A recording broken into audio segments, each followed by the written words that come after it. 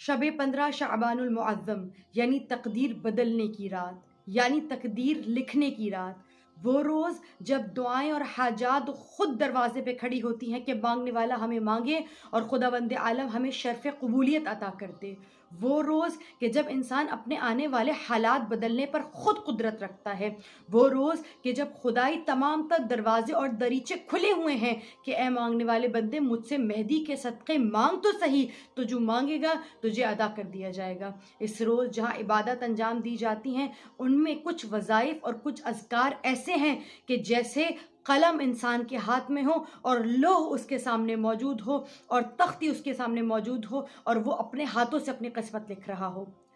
ایک ایسا عمل جو میرے دل کے انتہائی نزدیک ہے، ایک ایسا عمل کہ جسے میں نے اپنی تکالیف اور اپنی پریشانیوں کے ایام میں جب بھی کیا ہے، میں کبھی اس سے مایوس نہیں ہوئی ہوں۔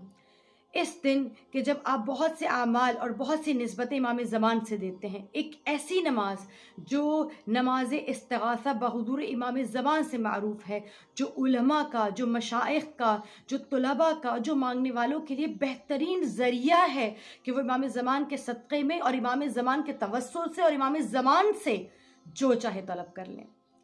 ویسے اس نماز کو شب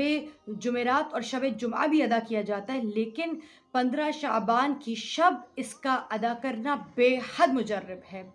کرنا کیا ہے کہ آپ نے 2 رکعت نماز ادا کرنی ہے، 2 رکعت اس طرح سے نیت کرنی کہ 2 رکعت نماز استغاثہ بحضور امام الزمان ادا کرتا ہوں یا کرتی ہوں قربتاً الی اللہ، اور فجر کی طرح نماز پڑھیں، لیکن پہلی رکعت میں سورہ فاتحہ کے بعد سورہ نصر کی تلاوت کریں اور دوسری رکعت میں سورہ فاتحہ کے بعد سورہ کافرون پڑھ لیجئے۔ نماز کو تمام کرنے کے بعد اگر مرد ہیں تو پاؤں اور سر برہنہ، اور اگر عورت ہیں تو سر کو ڈھک لیجئے اور پیر برہنہ کھلے ہوئے آسمان کے نیچے جائیے اور 595 ٹائمز آسمان کی طرف دیکھ کے کہیے یا حجت القائم یا حجت القائم یا حجت القائم، اسے 595 ٹائمز کہیں، اور پھر بعد میں بغیر کسی سے کلام کیے، بغیر کچھ بولے سیدھا جائے نماز پہ جائیں، سجدے کی حالت میں ہو کر سجدے میں جا کر 70 ٹائمز پڑھیے یا امام زمان یا صاحب الزمان یا قائم آل محمد ادرکنی ولا تحلکنی بحق فاطمۃ الزہرا، یا صاحب الزمان قائم آل محمد ادرکنی ولا تحلکنی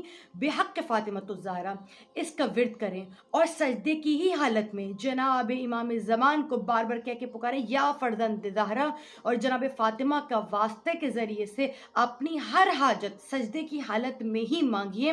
آپ دیکھیں گے یا تو سجدے سے سر نہ اٹھے اور آپ کو معلوم ہو جائے گا کہ آپ کی حاجت پوری ہوئی ہے۔ اور علماء یہاں تک کہتے ہیں کہ اس عمل کو 1 ہفتے دہرائیں، حاجت پوری نہ ہو تو دوسرے ہفتے یعنی شب جمعرات اور شب جمعہ اس عمل کو کریں، اور اگر حاجت پوری نہ ہو تو تیسرے ہفتے بھی اس عمل کو بجا لائیں۔ وہ کہتے ہیں اگر تیسرے ہفتے یہ عمل پر آپ کی حاجت قبول نہ ہو تو چوتھے ہفتے خود امام زمان آپ کے خواب میں تشریف لاتے ہیں اور لا کر آپ کو اس حاجت کی قبولیت کا وقت بھی بتاتے ہیں اور اپنا دیدار بھی کراتے ہیں۔ یعنی اس سے بہترین کیا ہو سکتا ہے؟ میں نے اپنی زندگی میں اس عمل کے ذریعے وہ ناممکن حاجات مانگی کہ جن کے